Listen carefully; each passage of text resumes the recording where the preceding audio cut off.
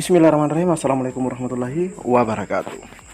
Di video kali ini admin kembali berbagi informasi terkait penyelesaian tenaga honorer atau non ASN menjadi aparatur sipil negara. Nah, di sini admin sudah berada pada website resmi Mempan RB dan kita scroll. Nah, ini informasinya 30 April, namun cuplikan daripada informasi ini admin sudah sampaikan di video teman-teman ya, dalam bentuk short, dan kita bisa buka bersama-sama. Jadi nanti kita akan lanjut juga ke informasi terkait honorer yang belum masuk dalam pendataan. Jadi admin ingatkan, ini adalah informasi pertama dan informasi kedua setelah informasi pertama ini. Kementerian Pan RB harapkan pendaftaran CASN segera dibuka. Instansi diminta kebut isi rincian formasi. Nah, ini 30 April terbilang masih sangat baru. Nah, ini ada Pak Menpan. Kemenpan RB telah menetapkan formasi untuk rekrutmen CASN tahun 2024 yaitu sebesar 1,28 juta. 1,28 teman-teman ya, 1.280 sekian. Yang telah ditetapkan sebagai tahap untuk pemenuhan total kebutuhan 2,3 juta ASN saat ini. Pemerintah melalui BKN sedang melakukan verifikasi dan validasi. Nah, ini Perval, rincian formasi ASN yang sudah ditetapkan berdasarkan usulan dari seluruh instansi pusat dan daerah. Menpan RB Abdullah Saranas menyampaikan bahwa pendaftaran bisa dimulai segera setelah proses validasi selesai berdasarkan hasil pengisian atau input rincian formasi dari masing-masing kementerian atau lembaga dan pemerintah daerah. Kemenpan RB dan BKN sudah lakukan percepatan pada proses verifikasi dan validasi formasi ASN dari input yang dilakukan kementerian atau lembaga dan Pemda. Kami harap kementerian atau lembaga dan Pemda yang belum merampungkan input di sistem BKN untuk segera menyelesaikan agar pendaftaran CASN. Nah, ternyata sebenarnya teman-teman ya, kenapa belum dibuka? Karena kementerian atau lembaga dan pemerintah daerah masih ada yang belum rampung. Nah, teman-teman yang merampungkan input di sistem BKN. Jadi di sini diminta untuk segera menyelesaikan. Anas mengatakan ada sebagian kementerian atau lembaga dan Pemda. Jadi ingat ya, di sini sebagian yang belum merampungkan pengisian detail dari formasi yang telah ditetapkan Kemenpan RB. BKN sudah berkoordinasi, kami yakin bisa rampung dalam waktu dekat dan pendaftaran CASN dapat segera dimulai. Nah, ini pertemuan secara virtual ya, dihadiri oleh BKN. Formasi CASN sebanyak 1,28 juta terdiri atas 75 kementerian dan 427.850 sebanyak, dan lembaga sebanyak 427.000 sekian, serta 524 pemerintah daerah sebanyak 862.174.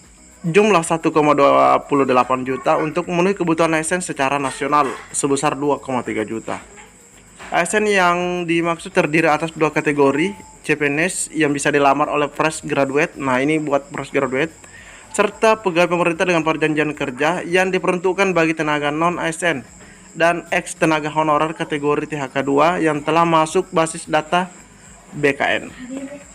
Pemerintah menyiapkan ASN talenta digital dari kalangan fresh graduate yang akan menjadi akselerator mesin birokrasi dan pelayanan publik.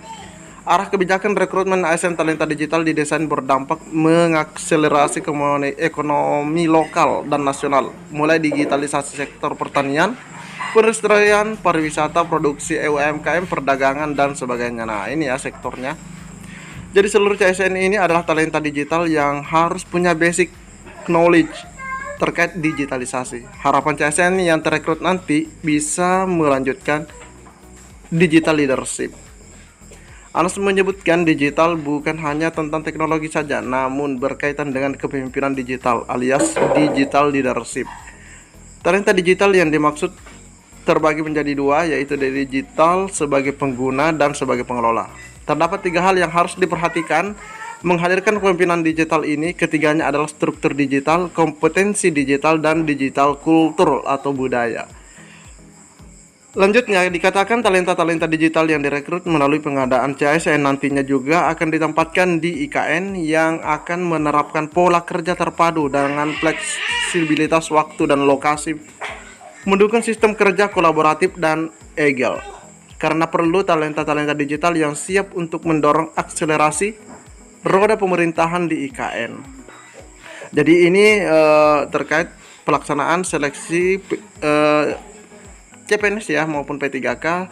Ini masih ada yang belum rampung atau belum menyelesaikan input informasinya, rinciannya ya. Nah, kita lanjut.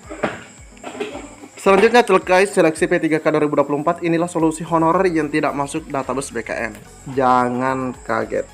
Informasinya terbilang masih sangat baru, Rabu 1 Mei.